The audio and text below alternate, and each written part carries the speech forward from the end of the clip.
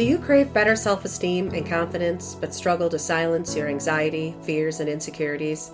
If so, welcome to the sisterhood of fellow travelers on the path to reclaiming their self-confidence and happiness. I'm Jennifer DeBellis, award-winning author, speaker, and assault survivor. I spent the past few decades helping young women like you overcome fear, self-doubt, and trauma to reclaim their joy and self-worth.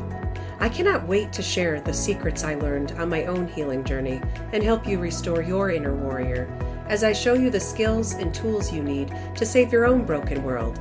If you're ready to empower your inner warrior to overcome fear, doubt, and anxiety, turn off those distractions and tune in to this episode. In today's episode, we're going to chart out what it means to have an overcomer's mindset as we continue on our journey toward improved self-worth and confidence. I know how real the struggle is to confront and overcome fear, self-doubt, and insecurity. Yet, it's possible and important for our quality of life to confront and overcome these obstacles. This is why I developed the Restore Your Inner Warrior series, where I share power-packed tools and tips that will help you strengthen your inner warrior and overcome the things holding you back from living your best life. As I mentioned in the previous episodes, you really do hold the power to conquer these struggles, and you're just steps away from learning how and what to do next. If you're ready to boldly step into a life of happiness and confidence, turn off those distractions running in the background so you can supercharge your healing journey with this next episode. And welcome back to those already walking with me down this restoration path. If this podcast inspires you, consider joining my free Facebook community, the Restore Your Inner Warrior Sisterhood. Here's a safe space to get tips, share stories, and find community support. Previously, we explored the first two secrets to building and restoring our confidence, value, and purpose as we heal internally and wrestle with life's complexities and grit. This third episode in a 5-part series is dedicated to secret number 3, that there's tremendous power in healing and embracing an overcomer's mindset. Here in this episode, you'll gain a better understanding of what an overcomer's mindset is, hear an awakening story about coming back to life, witness how our overcomer lifestyle enhances our quality of life and impacts others, and learn actionable steps to take to develop and nurture an overcomer's mindset, which includes tip number 1, think bigger, tip number 2, develop a hope-filled mindset, and tip number 3, refuse to give up on yourself. In the next 2 episodes, we'll get into the remaining 2 secrets that help you restore your inner warrior, which are how to face the giants named fear and doubt, and cut yourself free from the dead weight holding you back from living your best life. So let's dive a little deeper into how to heal those inner wounds and overcome the fears, doubts, and anxieties holding you back. An overcomer's mindset is a powerful force. This is why my third secret to restoring your confidence and happiness is to embrace an overcomer's mindset. Because our perspective is our literal sight. We see every single thing through the lens of our perspective. This is why several individuals can witness the same exact experience or situation and have radically different memories and versions of it. How we see the world becomes how we think about it and then how we react to it. Simply put, sight plus thoughts plus reactions equals character. As a kid, I struggled to learn this lesson. Yet, I did always have the end in sight. So it didn't matter if I wanted to be accepted, if I was the new kid at school, or if I wanted to play with the kids on the playground, or if I wanted to get my parents' permission to go and do something, or whatever it was that I was after. I had that end in mind. So I knew what it was that I wanted the ultimate outcome to be. But I didn't learn the importance of tracing back and then changing the things that would lead to my desired outcomes. So a lot of times, regardless if I had that end in sight, it took me several years to learn that I had to backtrack in order to adjust my actions to then do the things that were necessary, take the necessary steps to get the outcomes that I imagined. Just as our perspective and thoughts are important, so are planning out the reactions and actions we plan to live by. Now, when we put certain skills into practice, we are doing the important work to restore our inner warrior as we rebuild our own broken world. Just like I mentioned in the last episode, our character is shaped by how we face the challenges in our lives, not by the challenges themselves. The challenges just set us into motion, where our action is required to be played out in a specific way in order to, again, get those outcomes that we desire, or again, in order to go through the processes that we need to go through in order to foster our healing. So, some of the bravest people that I admire are those whose character has been shaped by an overcomer's mindset. I opened my self help book, Warrior Sister Cut Yourself Free, with a quote from Helen Keller. She says, although the world is full of suffering, it is also full of the overcoming of it. And I really loved this quote because I thought that it really spoke to, well, the themes that I was talking about in that book and the themes that I'm also talking about here, which is that idea that we can overcome the struggles. The struggles don't define us. Uh, and it's a comeback story. I mean, who doesn't love a good comeback kid story? My own comeback kid story has many layers. Today, I'd like to share some of the times that I realized what kept me coming back again and again to fight through the gritty things that life kept throwing at me. Something you should know about me is that I'm a mama of three daughters. Raising daughters is a difficult church. They're spirited little things who quickly grow up to reach everything on the top shelf. And this world is really dangerous for girls.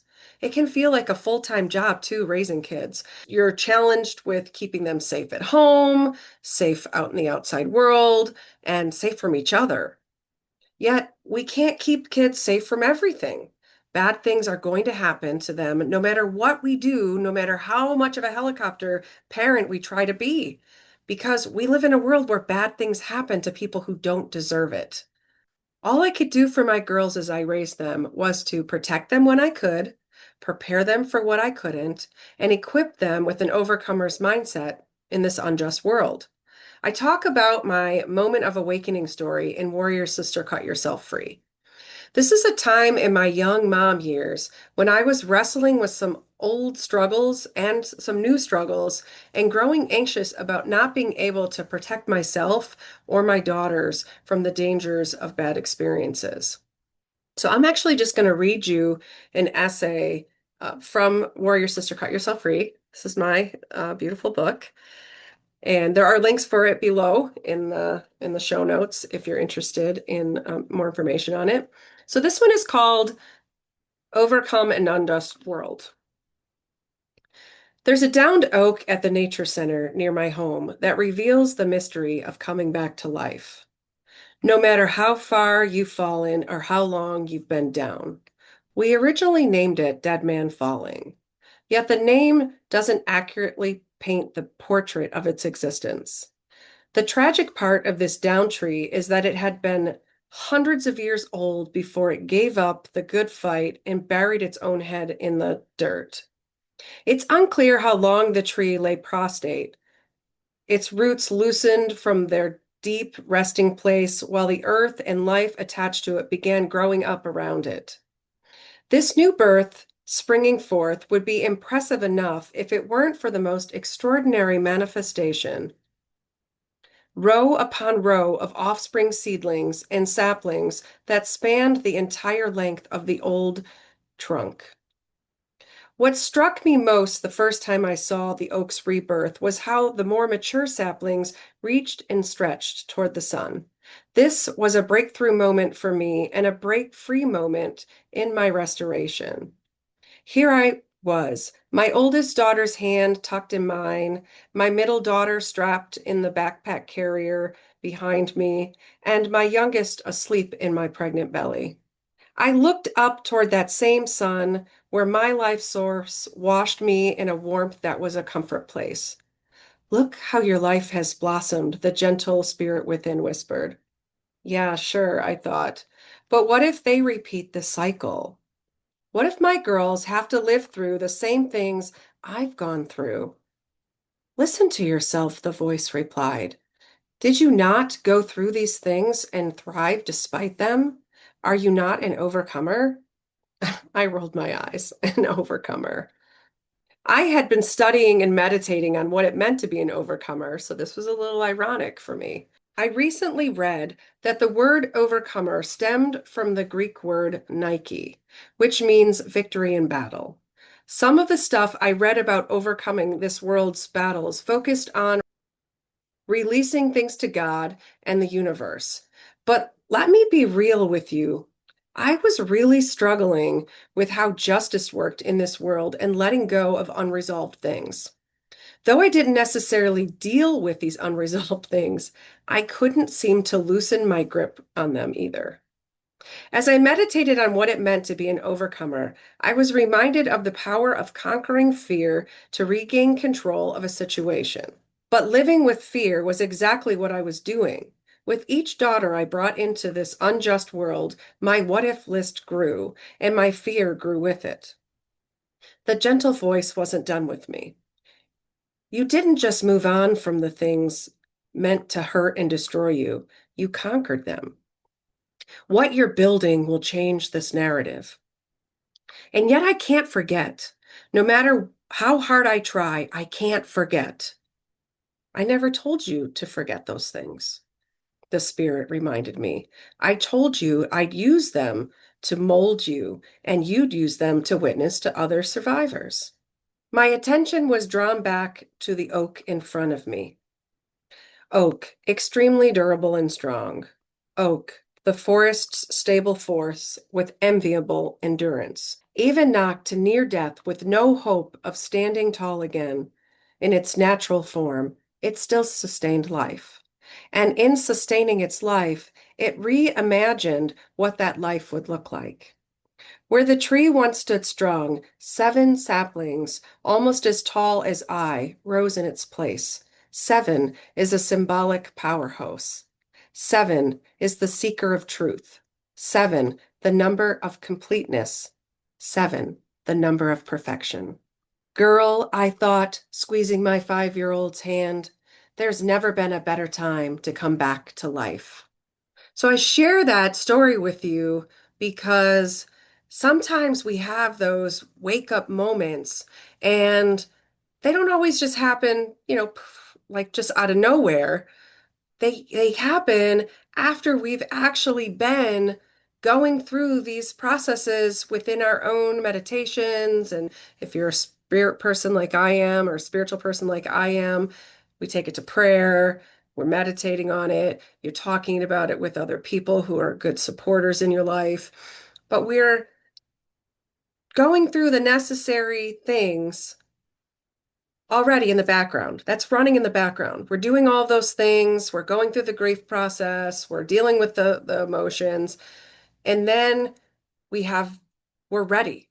So when we're ready, we have these moments sometimes that are just really powerful that bring all those things together and open our eyes in a very new way for the first time and allow us to see it more clearly and to see that we maybe have already had some of the successes that we're just being really hard on ourselves, which I don't know if you are like I am, but I'm really hard on myself. So sometimes our epiphany to overcoming an unjust world or overcoming some of the unjust things that have happened to us will come in these beautiful moments that just bring everything full circle for us. And that was the case for this essay. Did it resolve everything? No. I don't think I'm here today to talk to you about how you can resolve all of your problems.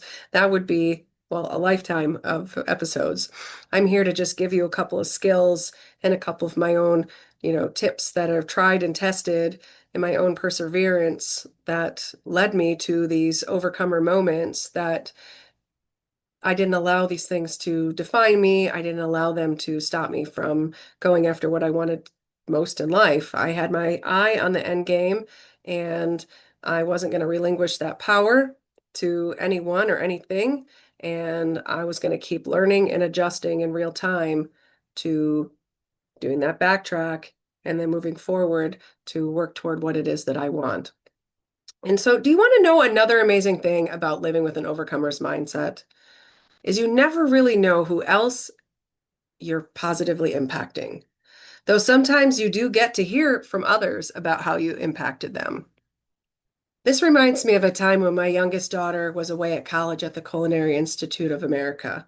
In one of her classes, the professor had gone around the room and asked all of the students which public figure that they most admired. And so they circled around the room, and every single one of the students was naming off, these famous individuals, athletes, historical figures, political figures, influencers, people who were really well known, names that were recognizable in the circle. So when it got to my daughter, she said, "My mom." And of course, all the students in the class started laughing. And the teacher was like, "Okay, okay, right, calm down." And she looked at my daughter and said, "Why your mom?" And my daughter said, "My mom's not only an author, she gave us the best she could with very little resources. She always taught us to see the good in the world and people and to appreciate the little things. She showed us we could get through anything we put our mind to it." She said everyone was awed by this response, and I'm not going to lie, I was pretty awed by it too. Her friend said, "Wow, I wish I had that." And I wish that I was there so I could lean over to that girl and tell her, "Hey, follow me, and I'll show you how." Technically, when my daughter gave this answer, I was a public figure in a really small way, but that wasn't the point for her. The point was that I had apparently made a very big impression on her. When I thought about this beyond the honor I felt, I realized what was at the root of this way of thinking. It really was living with an overcomer's mindset and living so out loud around her whole entire life with that mindset. This was the one who I was pregnant with that day I had that epiphany. And so that's the version of me that she grew up with. And so to hear her say that was pretty amazing to have somebody. I didn't put her up to it. I didn't tell her, "Hey, can you do this thing? Can you say this for me?" She felt very inspired by what the other people were saying, and that's what she chose to say. And so, yes, I feel very honored that she thought of me as somebody who inspired her that way. And that's pretty amazing. But it's a real big testimony to how we are a light for other people. And we don't even realize it. Of course, I'm raising three daughters, so I want to be a good example to them. I want to be a good example to their friends. I want to give good advice when they ask me things. I have to be careful that I'm not just coming across like I'm gossiping when they're telling me, things that are happening with other, peers in school or in the community. But I wasn't, my motive for living that way with them and modeling that behavior was more because that's just the character that I wanted. That's who I wanted to present to the world. And I had to keep putting that work in because you don't just wake up one day and you have it all together. You have to put that work in. It's a very intentional process and you have to keep doing it. And when you fall off track, you have to get back up and you have to do it again and again. And you just have to keep going through it. So there are many ways we can develop and nurture an overcomer's mindset. My tip number one is to build an optimistic mindset that thinks bigger. What I mean by that is to view things from multiple perspectives to gain a healthier perspective. I do exercises like this with my students. So sometimes when I'm working with my students and I'm trying to talk about perspective and how multiple people can see the same thing, experience the same thing, but they're from different perspectives. They have different biases, they have different backgrounds. So you could take 10 different statements like an investigator or a detective will on the scene of a crime or the scene of an auto accident, and you go back and you try to make sense of it because everybody's saying different things. And so you're looking for what's overlapping, what are the same things, everybody's saying the same thing over and over again. And then you're trying to piece together, maybe someone had a better vantage point, maybe somebody wasn't even looking up, they were looking at their phone, they didn't look up until they heard the cars crash, that type of stuff. So you're looking for those types of details. But I do this exercise because I want to help them understand how our perspective, how much attention we were giving something at the time, or our angle of view might make us misjudge things. It might make us, see what we want to see, or again, see different things or put our bias on it. For instance, let's say that, your bias is, I hear my girls say all the time, they should take driver's licenses away from all these senior citizens. If you're almost 100 years old, you shouldn't be on the road. You drive so darn slow. And so you might have someone like that who's sitting in their car and, saying immediately it's the old man's fault, the accident, because all old people shouldn't have their license, which is a logical fallacy, but I'm just saying you have this bias, you bring it to the table. So now maybe in another car, someone's looking at that same teenager or that same young adult and saying, she already admitted she was kind of looking at Instagram while they were driving, and she looked up at the impact. So here's all these distracted teenagers trying to tell us, what's going on, even though their head's buried on their device. And so now you have these biases that you bring in and you judge it according to your biases, which has absolutely nothing to do with the facts of the reality of the case. And so I love this exercise. It's always really interesting. It always has a very, really lively, it always leads to a very lively conversation in these small group settings. So I love doing these exercises in these small group settings because it really is a super easy way to quickly show everyone present how radically different our perspectives are, and how when I get into some of the things that are going to come up later, some of these other things will make sense, that we bring all of these different qualities in, how we see already. We're talking about retraining our thinking, but we already come to every experience with patterns of thinking. And so we bring those patterns of thinking, not just the judgment the example that I use. There's so many different criteria that comes into play. So many times when something bad happens, we get buried by our initial reactions, fears, and frustrations. And then we aren't able to see what's going on outside ourselves. And that clouds our judgment. It's really hard to respond and act well when our sight is limited or we're trapped into this survival mode. So I love to liken this to like tunnel vision, which is an idiom that most people know. People throw that around all the time. But if you think about tunnel vision, there's a couple of really interesting visuals that come into play. So, you've got just the typical, like, the horse blinders where you can't see anything in the periphery here. You can only see what's in front of you, but then you can also see what's out. But if you enter into a tunnel, like when you're driving and you're passing through, like, a tunnel that cuts through a mountain, in the moment you enter that tunnel, you can no longer see anything outside of the tunnel. You can't see, the other sides of the mountain.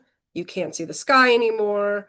All you can see is what's in front of you, the road and maybe the opening ahead, and your perspective is very limited. And so maybe you're in a situation where you're using binoculars. So if you've ever used binoculars, there's a really interesting thing, because now you have both eyes and you're taking away your peripheral, you're also skewing your eyesight, but you're super focusing on things. And so what happens when we get into survivor mode is we do hyperfocus, because our fear is heightened, our fight or flight or freeze is heightened. And so we have to make really, really critical decisions because we're in danger, or we perceive that we're in danger. And so that tunnel vision then can become where we've got really great eyesight. We can see a mile away like a hawk can see that particular thing that we're looking for, but we miss all the other stuff. So we might not see a danger lurking over here, that's the type of danger, it's a new danger to us because we're looking for specific stuff. And so you miss a lot of stuff. Anybody who has lost something in your house and you're going around and you're looking for just a particular thing, you're going to miss a lot of different things because you're focused. You have told your mind, look for this thing. And so it's almost like look for this and forget about everything you know about anything else that you see in your path. And so that's what that tunnel vision becomes. And so when we have this, we're talking about perspective, what I'm trying to get you to retrain is to not get trapped in that tunnel vision where all you can see is your woundedness. All you can see is, the where you ended up in this bad experience. You have this bad experience, and every experience is different. So I know I'm really overgeneralizing, but you can get the gist of what I mean. You have a situation where you're struggling or something bad has happened, and here you are, and now you have to decide what next? What do I do next? The thing is, once we do this, once we scan the area, then we do need to narrow in and focus on the positive and beneficial aspects of things. This doesn't mean that we should not notice anything negative and that we should only focus on the good. This means that we have to have this selfish motive that we don't want to stay stuck in the aftermath of our struggles. So it really is a form of selfishness. It's, you know, even if what you're going through is not fair, you didn't deserve to be in this position at the moment, you can't give away your power like that. You can't get stuck there. I mean, bad things sometimes happen for no good reason. Yet we are not defined by these things, nor can we change the fact that they happen to us. We can only control what we do moving forward and how we do it. This brings me to my tip number 2, which is to develop a hope-filled mindset. What I mean by this is that after we sift through all the things we learned from viewing it from different perspectives, we envision the future outcome we anticipate. I keep coming back to that, but we have to be able to know what we want, and we have to believe that it's achievable. I keep coming back to that concept over and over and over again. I know I sound like a broken record, but it is so true. You have to be able to believe that you can achieve that outcome because nothing else will line up with it. You can't just go through the motions. You can't fake it till you make it. It doesn't work that way. We must see the future we want and then do the necessary work to get toward that future. Okay, so when we do this, we train our mind to focus on what our desired destination is and then start thinking about what we need to do to get there. This is not entirely the same thing as having a positive mindset, though this way of thinking that I'm talking to you about does often lead to a positive mindset because what you're really thinking does shape you. And the reality we ultimately need is one where we get through the tough stuff and manage to thrive despite these things. It's healthy to see the positive in situations and people, but the caution here is to resist only seeing the positive without regard to anything else. This leads to toxic positivity, which invalidates and dismisses our negative feelings and thus impacts our reaction. So I'm not asking you to suck it up, get over it. I'm not asking you to tell yourself, oh, this could be so much worse. Although sometimes you have to remind yourself, okay, this this could be worse. But that's not what I'm saying, because we get bombarded with that message. This leads to toxic positivity, which invalidates and dismisses our negative feelings and thus impacts our reaction. So this toxic positivity is really trending right now. People are talking about it, but they're talking about it from really interesting ways. They're not calling it toxic positivity. They're calling it having a positive mindset.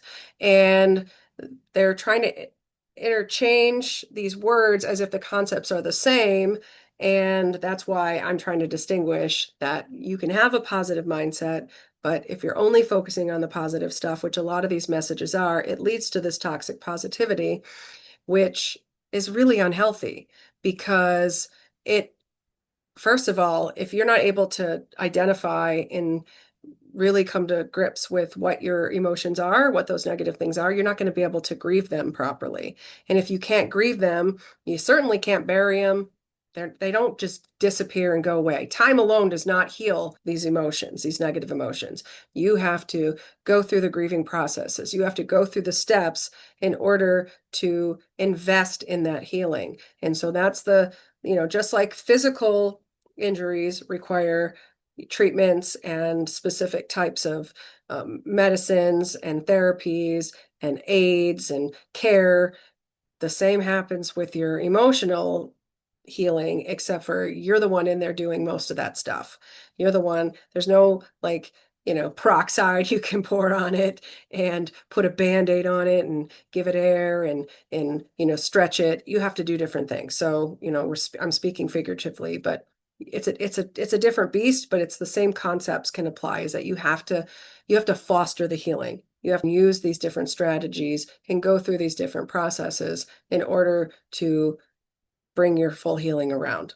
In doing this, we are allowing ourselves to grieve and heal as we deal with any of those emotional trauma, fear, doubt, anxieties, insecurities that we have. And it's also important, like I mentioned in the last episode, to wrestle with those gritty things. That's part of that, going through the grieving and the healing process as well. Otherwise, we risk being the one who dismisses, ignores, or buries our negative feelings. Since I talk about these things in the previous two episodes, I'm going to go ahead and drop a link for them below in case you want to go back and check them out. All right, so my third tip is to refuse to give up on yourself. So one thing I've learned about myself, and maybe you're starting to recognize that in me, I do not give up easily. I keep getting up and trying again when I'm knocked down. I learn from my experiences, I make adjustments, and I go at it again. The bottom line is I do not give up on myself, period. I mentioned this in the first episode where I explain how I approach certain life experiences like they're science experiments. I keep returning to them again and again and kind of dissecting and assessing what worked, what didn't work. And then I gain insights from those experiences that I can apply to the next one. And then, of course, applying that concept, you get up and you try again. You get up and you keep going. Then you're always going to, I'm not saying every bad thing or every struggle you have, you're going to keep repeating. Okay, that's a whole other podcast. We talk about the chronic cycles that we get stuck in. But it's like bad things are going to happen again. You're going to struggle again. So, for instance, I was near death a couple of months ago, just dealing with some illnesses, a bunch of different things going on at once. They were all very treatable things, but the medical industry kept misdiagnosing it. So, hospital after hospital was exacerbating my condition. And I got to a point where I had to be hospitalized, and I was in the hospital for 5 days until they could get everything stabilized and under control. And I started to feel better on day 5, but I came home. I wasn't 100%, but I was like, okay, there's a light at the end of this tunnel. And I kept saying to myself, we do that thing. This is why I'm sharing this with you. I never want to experience that again. So you say, I'm going to do everything I can in my power to never experience that again, but we don't have control over that. And when it comes to our health, we can be really, diligent about taking exceptional care of ourselves, but we can't control never getting sick. We can't control those things, something, being triggered in our health. And the last few days, I don't know if there's something in the air that's triggering my allergies, and I have this condition. It's triggering this LPR condition that I have, and those triggers are starting to resurface. And I'm like, oh dear God, I don't want to go through this again. And it's been really kind of traumatic for me to, you know, not take my mind off of that, but I also have other things to do. I'm grossly behind in everything because I lost about 2 months to struggling with this illness, over a month of it, mostly bedridden. And now I'm starting to feel those things. And yesterday night, I started to feel like very similar symptoms returning. And it was kind of, those trauma triggers. It was overwhelming. And I had to get a hold of myself again. And I had to say, okay, because again, I've already been there. So I've learned so much from that experience. And now I can take that and I can apply it here. So it didn't take me long to readjust my perspective and to say, I hope that obviously my condition doesn't get worse right now, but I know a lot of things not to do to help myself. And I know a lot of things that I can do to help myself. And today, thankfully, because I had to record this podcast, I'm feeling, better. I'm not 100% better, but I'm feeling better. I'm feeling more myself and I'm feeling more hopeful. But I really feel like a big part of that was getting control of my thinking. Was like, I see the end game in mind. And in my case is I'm not going to live in fear. I'm not going to panic. and that's not going to accomplish anything. And I have these things that I want to do. I love doing this podcast. I love meeting with you twice a week. And so I'm like, I need to pull myself together and focus on the things that matter. And the end game in mind is I'm going to do these other things parallel. I'm living life, and I'm also going to be taking care of my health and doing the things that I need because the ultimate outcome is I need to be healthy. And so, so that's my kind of my real time. It might not be the best example, but it's a good example of how we can just be hit with something in an identical situation where, sometimes it's not going to be the same struggle, but in this case, it was an identical struggle that that fear started to rise up and that dread started to rise up. I do not want to go back. I mean, nobody wants to go back into suffering. I couldn't breathe. I couldn't swallow water. It was miserable. I wouldn't wish it on the person I hate the most in this world. It was miserable. And so, so I got through it and I practiced all of these things. So it was also very interesting because I was preparing for this particular episode and all of this stuff was fresh in my mind. So when that hit, and the temptation was to, let the anxiety start to, get me thinking in the wrong way, focusing on those negative things. I needed to notice the negative things, but not really focus on the negative things and let them get me stuck there in that wounded state or in a state of, frozen fear, not moving forward when I have plenty of skills now. It's not the first time that these things have happened. It's not the second time they've happened. It's just the first time I was hospitalized a month and a half ago. So we take those experiences and we treat them like science experiments and we learn from them. And of course, just like science keeps evolving, we'll keep growing. The world around us will keep growing and changing. And that experiment or the scientific findings will also change. So the facts as we know it will continue to evolve also. So don't think you're ever going to like just get the formula and that's it, one and done. Okay, it's always going to be this way because that's not how life works either. So, what does it look like to not give up on yourself? You have to know your boundaries. So you have to know what your boundaries are, and then you have to clearly communicate what those boundaries are. And you have to be very, very careful of the people who try to come and pick up your boundary line and say, I think I want to move it over here. I think it would be better if we just cut it. Right? We just get rid of it. And you have to know your boundaries so that you can honor them and so that you can communicate them and that you can expect other people to honor them.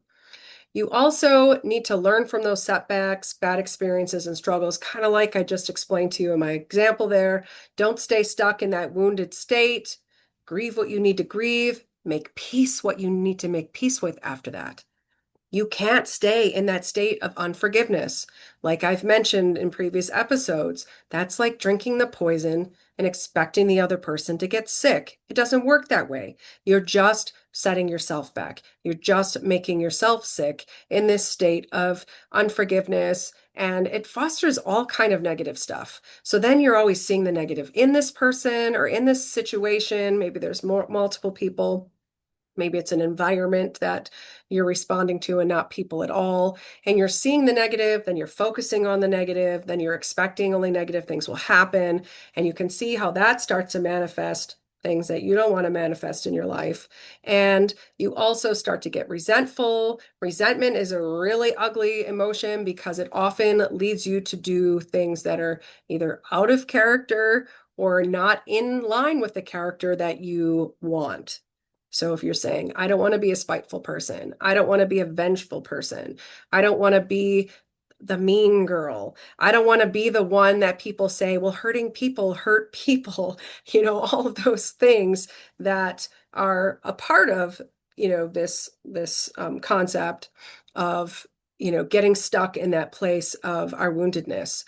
We want to go through all of these processes and then ultimately make peace and forgive what we need to forgive, not forget, but forgive so that we can be free. So we can just cut ourselves free from that dead weight. You also need to protect your safety and peace of mind.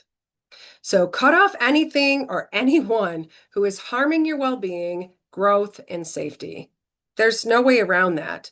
I know when I speak to this generation, the cancel culture generation, and the one wrong move and you're blocked and you're removed from all social media, uh, that's kind of not what I'm talking about. But what I'm talking about is when you notice, it could just be a one and done. You might be out there, I don't know, swiping left, swiping right, and then you see a quality in somebody and you're like, nope, not happening. Block, lose my number, we're done. I'm talking about, those some of those situations, but I'm also talking about cutting off people who are chronically abusive or chronically stealing your peace or chronically sucking you into their drama or chronically just using you as like a garbage dump to I was just talking to a loved one recently about, that, and it's a trauma for her. The constantly people coming and just dumping this like horrific trauma in their lives on her. And then she's like, I can't be around that person who's doing this to you. I can't believe you keep going back to it. You have options to get away and to not allow that type of behavior to happen in your life. And then she sees them continue to go back into it, and then they just come and they're telling her horrible things. And it's, you know, those are the people, you know, those are the people who you have to protect your peace, and you have to protect your time is also precious. So protect your time, protect your resources, protect your energy. You have to protect your mind also. I tell my husband this all the time. Garbage in is garbage out. So if you're constantly around these people who are a negative drain or who are not a good influence, again, on the type of character that you say you want to be and say you want to have, you have to also build your world and surround it with people and things that align with that. If you don't, then you're it's counterintuitive, it's counterproductive. You can't say you want to be a specific way or you're not going to tolerate specific behaviors or situations, and then you're only surrounding yourself with those individuals, and then they start to influence you. They start having the next thing you know, you're always negative and always irritated and how's it going? Oh man, it's contagious. So you don't want to allow yourself to catch any of those types of cooties, okay, for lack of a better word. For the love of God, stop people pleasing. Stop saying yes to things that hurt you or saying yes to things that you just don't have time for, energy for, interest for. You don't have the right motives for saying yes. Stop people pleasing. Also, know your worth and don't let anyone diminish or abuse it. So often in my own journey, I have been in relationships with people who have tried to do that. They have tried to diminish my value. They have tried to make me very codependent on them or, rely on them. And I get it. A lot of people love to be needed. That's part of their love language. But you need to know your worth and be so confident in that worth that when you sense somebody trying to creep into your life and try to break that down and cut it up and set it on fire, you need to protect yourself from that. So that comes back to, cutting off people and getting yourself out of situations that are stripping you of your worth. A lot of you, maybe this can relate to you, that maybe you have a job or someone at your job who does this exact thing to you. I know I have my fair share of job experiences where my value was completely diminished and completely undervalued. And you stay there, and the longer you stay there, the more you get resentful. And, once that resentment starts to compound, then it actually does start to make you feel like, well, maybe that's all I'm worth. Maybe, you start to do the maybe dance. Well, maybe I'm the problem. Maybe if I did this better, if I did that, and that's a horrible place to be. So know your worth and keep nurturing it and protecting it.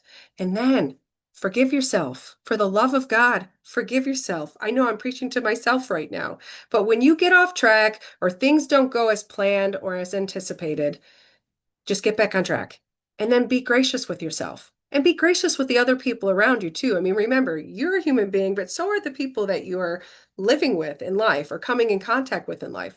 They're human beings also.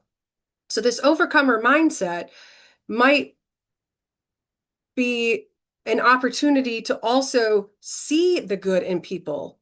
So even if somebody does something bad to you, or you have, an altercation where you don't see eye to eye and it's heated, and or maybe you go through something where you're both struggling, and then you're trying to mend this relationship, or you're trying to mend whatever the situation is that happened between the two of you, or bring closure to it. And you have to remember that other person is a person too. I mean, and sometimes, don't get me wrong, some people are just jerks. You don't need to try to empathize with them at all. They're just jerks. They're just mean. They did something out of spite. They did something. It doesn't matter. It doesn't matter what is happening in their life outside of it when they can chronically just keep abusing you and they're just mean. Okay, I'm not trying to say that at all. But even that, we can still recognize that that person's motives or that person's patterns are conditioned, according to certain things going on in their life, but it doesn't excuse it necessarily. But understanding it also helps us realize that it's not always about us, or that we aren't literally the problem. Sometimes we're the surrogate. We're the stand-in for it. We're just the person they came across. It's not personal to them. They're just looking for someone to lash out on, and here you are. and there you get it. And so, forgive yourself and forgive others, obviously. But the important thing is, forgiving yourself ties into my last point, which is you need to learn to love yourself, and you need to invest in that self-love daily. And there are lots of little things that you can do to invest in your self-love walk. I actually do go into that in Warrior Sister Cut Yourself Free. I have a 30-day restoration journey, and each one of the days is what I call different, like, love yourself things. So it's different ways to invest in yourself. And there's all different things, what, from journaling to actually going out and doing things, even gaining support from outside sources and individuals. There's all types of things that are in there, but these are all part of your love walk with yourself. And it's super important that you invest in that regularly, not just daily. Like, it's not like a one and done thing where you're like, okay, I'm going to spend 10 minutes self-loving myself in the morning and then go. It's regular. It's all day. You're constantly investing in yourself and doing all of these things that all translate into your self-love walk, because ultimately you're doing all of these things for your future. And it's from a place of care. You care about yourself. You care about your future. And you have to care about yourself.